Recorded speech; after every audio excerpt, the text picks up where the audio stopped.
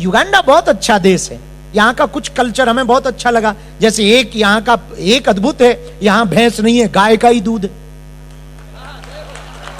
हाँ? हमारे भारत में इसके लिए मरे जा रहे कि गाय पालो, पर युगांडा की संस्कृति तो देखो। भारत वालों तुम हमारी बात सुनो तो जरा युगांडा से सीखना। युगांडा में वही अमीर है जिसके घर गाय है।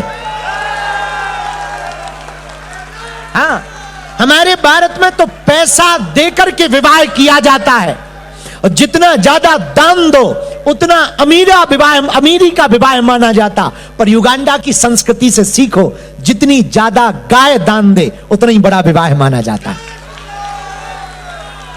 हमें कुछ चीजें तो बड़ी अच्छी लगी। एक हमें ये अच्छा लगा, दूसरा हमें युगांडा का ये अच्छा, खाना खाते समय मौन रहते ज्यादातर, ये भी बहुत अच्छा है। तीसरा हमें युगांडा का, यहां के लोग स्वरूप में श्याम सुंदर हैं पर मन इनका उज्जवल है।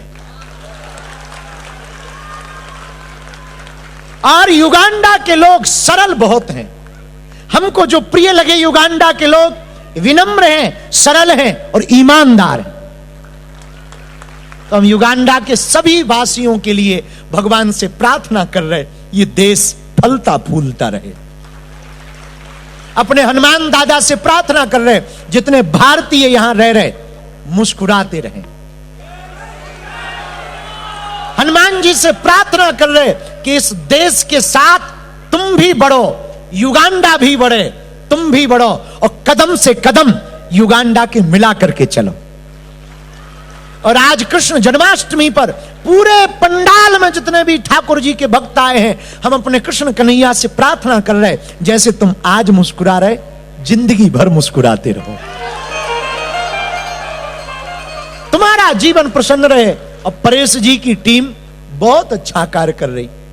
रूपेश है परेश, ठीक बोल रहे ना, क्योंकि हमारा नाम ना गड़बड़ा जाता है, क्योंकि हम वाईफाई वाले आदमी हैं, तो हमको तो जो ध्यान आ गया वही ठोक दिया। कई बार राम कथा में कृष्ण कथा कब आ जाती पता नहीं चलता, और आज हनुमान कथा में कब ठाकुर जी आ गए हमें खुद पता नहीं लगा। वो तो जब गली में आ गए तब हमें पता लगा आ गए, तो हमने जल्दी समेटी के आ गए। हाँ, अब क्या बताएं, सब लोग उधर ही देखने लगे थे, तो ठाकुर जी पहले ही सधज के हो गए थे, और पक्का इस बहन ने किया होगा ये काम, और पहले ही ठाकुर जी को खड़ा कर दिया। अब हमने कहा जब वो आ गए तो हनुमान जी से कहा तुम साइड हटो, अब भाई साहब आ रहे हैं। तो उन्होंने हमसे पूछा कि अभी चारों युग की चौपाई रह गई। हम कहा अब कल चुकाएंगे। तो उन्होंने हमसे कहा भी कि कल एक दिन का मात्र टाइम है, कल तुम्हें भभूति भी बांटनी। हाँ, कल हम सबको मिलेंगे, सामूहिक अर्जी भी लगाएंगे। कल की कथा मात्र 1 घंटा, और यहीं पर सोफा डाल के एक लाइन से सबको मिलेगी, ताकि तुम ये ना कहो गुरुजी आए थे तो सिर्फ अमीरों को मिले। हाँ, तुम्हारा कोई ठिकाना थोड़ी है। हम जानते हैं हमारे जाने के बाद तुम यही बोलोगे, वाह गुरुजी आए थे बाबा जी तो सिर्फ अमीरों को ही मिले। तुम टेंशन ना लो, कल 5 बजे आएंगे अपनी घड़ी के हिसाब से। आज भी हम लेट थोड़ी हुए, नो, हमने 5 बजे अपने सेल निकाल लिए थे। अभी भी हमारी घड़ी में 5 बजे होंगे। वो बात अलग है, तुम्हारी में ज्यादा बढ़ जाए, इसमें हमारी क्या गलती। तुम्हारी फास्ट चल रही, हमारी रुकी है। कल 5 बजे आ जाएंगे। हाँ, कितने बजे भूल मत जाना। हाँ, भूल गए, कल शोभा यात्रा है। कहां से कहां? अच्छा, स्थल पे कहां? अच्छा, यहां से आर्य समाजी स्थल पर शोभा यात्रा जाएगी, फिर वापस आएंगे।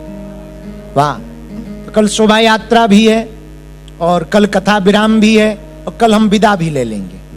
रुकना तो हमें ज्यादा दिन था, लेकिन वहां काम आ गया। भारत में पद यात्रा हो रही ना, दिल्ली से वृंदावन तक की, हिंदुओं को बचाने के लिए। हमारा दिन ना रात केवल सनातन संस्कृति के लिए है। और युगांडा के पागलों, एक प्रार्थना हम तुमसे करना चाहते हैं, अपने बच्चों को कट्टर सनातनी बनाओ, ताकि ताकि ये जहां भी रहे भारत का तिरंगा और भगवा का ध्वज लहराते रहें। लेकिन तुम्हारे बच्चे कब कट्टर सनातनी बनेंगे? पूछो कब? जोर से तो पूछ। जब मां बाप का कट्टर सनातनी बनेंगे। अभी मां बाप कहते हैं, जिस दिन मां बाप कहने की बजाय करके दिखाएंगे, उस दिन बच्चे कट्टर सनातनी बन जाएंगे। तुम दिवाली मनाओ, भारत से दूर जरूर हो, दूरी में, पर दिल से ज्यादा दूर नहीं हो। और तुम चिंता मत करो, हम आते रहेंगे। कल हम आपको बताएंगे कि बच्चों को क्या सिखाएं कि बच्चे कट्टर सनातनी हो जाएं। पेन कागज लेके आना, या मोबाइल तो है ही है।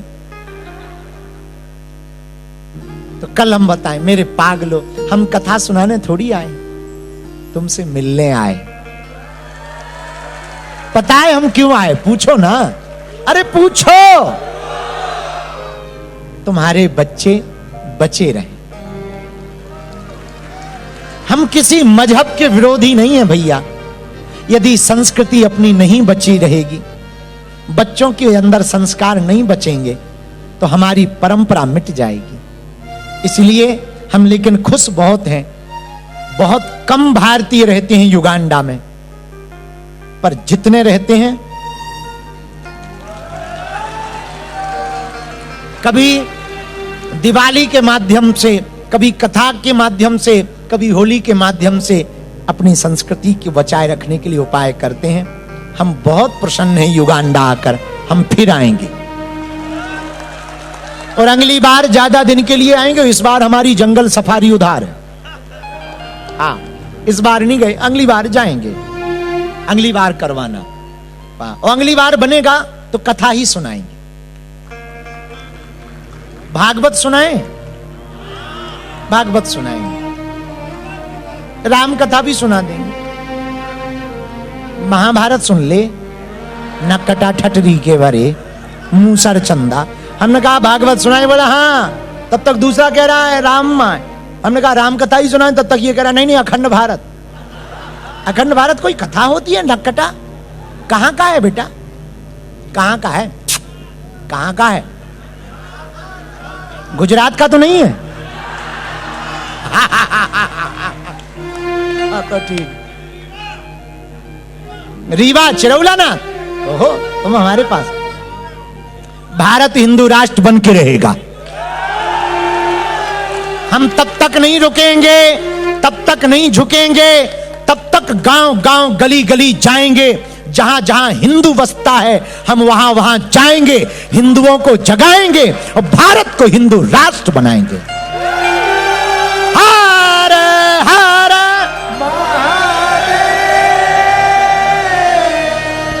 साधु जी, जोर से बोलो ना। तो पता है हम क्यों आए? पूछो ना क्यों आए? एक कारण तो यह है, हम आप लोगों को मिल लें। बहुत प्यारे हो आप लोग, सब हमारे अपने हो। यहां बैठे बैठे टीवी पे देखते रहते थे, मोबाइल पे, और कुछ लोग वहां आ तो नहीं सकते, बूढ़ी बूढ़ी माताएं। हम ही आ गए। दूसरा कारण पूछो, आपके बच्चों के अंदर हम संस्कृति भर पाए। तीसरा कारण पूछो क्या? हम भी देश दुनिया देख तो पाए। या अगर तुम लोग यहां करते क्या हो? लेकिन बहुत अच्छा लगा हमें युगांडा आकर। और चौथा कारण है, भारत में हम चाहते ना, जैसे आप लोग कनाडा, न्यूजीलैंड, ऑस्ट्रेलिया, इन देशों की पीआर लेने के लिए पागल रहते ना, हम चाहते हमारा भारत इतना समृद्ध हो जाए कि इन देशों के लोग हमारे देश की पीआर लें। इसीलिए हमने प्रण लिया कि हम मंदिर नहीं बनाएंगे, हॉस्पिटल बनाएंगे, ताकि गरीबों को इलाज मिले। इसीलिए हमने प्रण लिया कि धाम पर जो चढ़ोतरी आएगी, या कथा में हमें जो भी दक्षिणा मिलेगी, या किसी के घर गरीब बेटियों का घर बसाएंगे। जिनके माता पिता नहीं होते। इसलिए हम बाहर बीच बीच में कथा विदेश में करने निकल आते हैं। 2-4 लोग मिलेंगे, हॉस्पिटल की व्यवस्था हो जाएगी, कन्या विवाह की व्यवस्था हो जाएगी, भारत को समझ पाएंगे, भारत के लोगों को मिल पाएंगे, संस्कृति को जगा पाएंगे और हम अपने राष्ट्र के लिए कुछ कर पाएंगे। और फिर से देखो, हमारा तो जीवन हिंदुत्व के लिए है, हमारा अपने लिए तो कुछ है नहीं। एक ही प्रार्थना है भैया, आप हमको दक्षिणा मत देना, एक वचन दे देना, अपने बच्चों को आप धन देकर मरना या ना मरना हम कह नहीं सकते, इतना जरूर कहेंगे, मरना और जीना तो सब भगवान के हाथ में है, जाना तो सबको है, पर एक प्रार्थना है, अपने बच्चों को संस्कार देकर जरूर जाना। कुछ देकर जाना या ना जाना, संस्कार देकर जाना, ताकि वो इंसान बन पाए। अपनी बेटी को संस्कार देकर जाना ताकि वो नाक ना कटाए। और भैया, भारत को भूलना मत। जब समय मिले, भारत भारत है, उन गलियों को मत भूलना जहां जीवन रहा। वो भारत माँ भी तुम्हें याद करती है, याद रखना। गंगा को याद करना, काशी को याद करना, राम लला को याद करना। और हाँ, कुछ लोग हमें मिले यहाँ, बोले गुरुजी हमारी तो कई पीढ़ी यहाँ आ चुकी है, कई पीढ़ी पहले, अब हमारा कोई नहीं है भारत में। एक बात हम कह दें आज, ऐसा मत कहो कोई नहीं, बागेश्वर धाम है, बेझिझक आना। भगवान की बहुत कृपा है भैया, निरंतर भंडारा चल रहा, रुकने की भी बड़ी व्यवस्था कर दी है हमने। जब आपका मन हो, बागेश्वर बालाजी के चरणों में आ जाना। कलयुग के राजा हैं बालाजी। हनुमान जी 3 जगह बालाजी के रूप में भारत में बैठे हैं, सालासर, मेहंदीपुर और बागेश्वर। 322 साल पहले प्रकट हुए थे। लाखों लोग रोते हुए जाते हैं, हंसते हुए आते हैं, झोली खाली लेकर जाते हैं, झोली भरकर लेकर आते हैं। और शिवरात्रि पर बहुत लोग यहां से भी गए, बागेश्वर धाम, युगांडा से भी बहुत लोग गए शिवरात्रि पर कन्या विवाह में। तो हम भगवान से प्रार्थना करते हैं कि आप सब पर ठाकुर जी की और बालाजी की कृपा बनी रहे। और ये मत कहना कि वहां हमारा कुछ नहीं है, बागेश्वर धाम है। जब तक हम जिए तब तक तो है, आगे का भगवान जाने। मुस्कुराते रहना, हंसते रहना।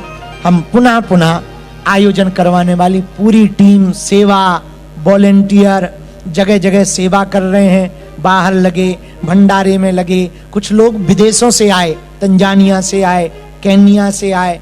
तंजानिया वाले तो प्राण ही खा रहे कि गुरुजी चलो। हमने कहा बेटा यदि चले गए तो भारत वाले हमें पत्थर मारेंगे कि गुरुजी तो अब विदेशी हो गए हैं। 3 महीने से हम बाहर ही बाहर जा रहे हैं ना, अब हम सुधर गए, अब नहीं जाएंगे। अब हम भारत जब चले जाएंगे, अब तो सीधा दिसंबर के बाद निकलेंगे, क्योंकि पदयात्रा बहुत बड़ी है। इस बार 12 लाख लोग आएंगे। हाँ, उनकी तैयारी कर रहे हैं, रुकने की, भंडारे की, ओढ़ने की, गद्दा की, बहुत झंझट होते हैं, सिक्योरिटी की, स्वास्थ्य की, तो बैठक करनी पड़ती, खुद ही तो करना पड़ता। अब बुढ़ापे का शरीर है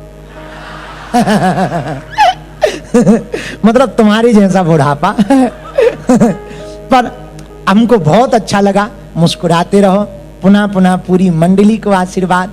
और हमारी एक प्रार्थना और है, कहो तो करें।